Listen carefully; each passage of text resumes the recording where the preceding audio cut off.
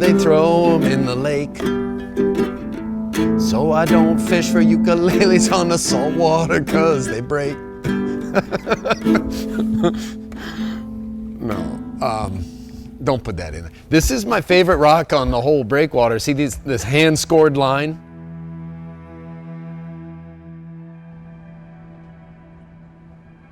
Well, I'm Captain Daniel Bennett. I've had Bufflehead 15 years. I rebuilt her, and we sail about 2,000 miles a year, taking people out to the islands and seeing the harbor and lighthouses and wildlife and schooners and whatever wonders we can find to share.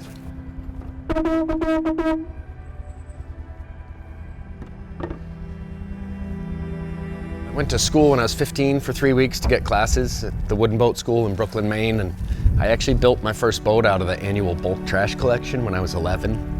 And then I was teaching sailing at like a summer camp when I was 13, which I count as my first professional experience in the industry, I guess. And then I worked on some other big boats and boat yards and yacht deliveries, and I got a little 26-foot engineless, double-ended gaff cutter, a rugged little wooden boat built on an island down in the Caribbean by a German guy. He wanted to sail around the world, and he did. He lived on it for 20 years. And yeah, I bought her and I packed my tools on, and I was 19.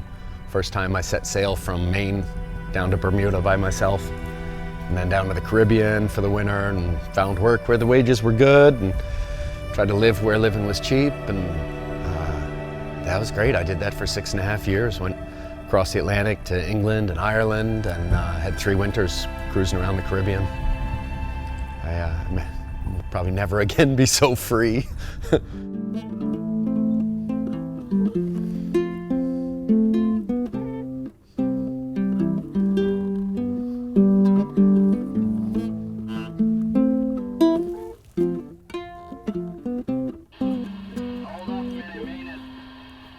And this boat sails better than any other boat I've sailed, and I've been sailing professionally for 35 years now. Rides like a cross between a Cadillac and a magic carpet. It was built by a guy named Bud McIntosh. He quit being a Cornell English professor to become a boat builder, and then designed and built boats for 50 years. Built this about halfway through his career for himself and his family. The boat wound up getting hauled out and set on the bank because they needed salvage pumps to keep up when she was swelling up, and it was just more, it was too much. And so they left her, and she was actually out of the water for 8 years. And the cover had come off the previous winter. Winter was coming on again. So they actually sold her to me for $1, contingent that I would get it back in the water within a year. Yeah, that was 15 years ago. Yeah.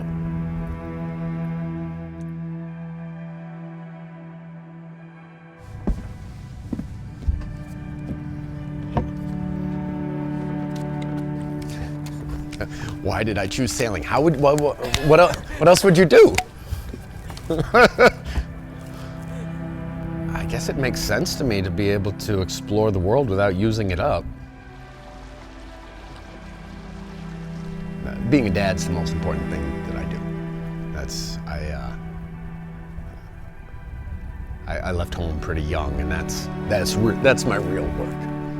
Is building my family.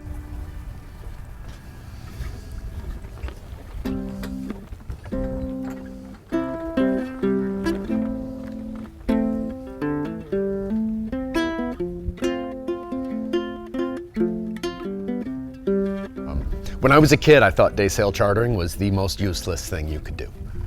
You're taking people who have nowhere to go, nowhere for no reason. What I've realized, I mean, now, 12 years into this, I'm getting to watch people's grandchildren grow up. I get to get people out on the water who haven't been on the water in 25 years. I take typically close to 200 people for their first time ever on a sailboat each summer.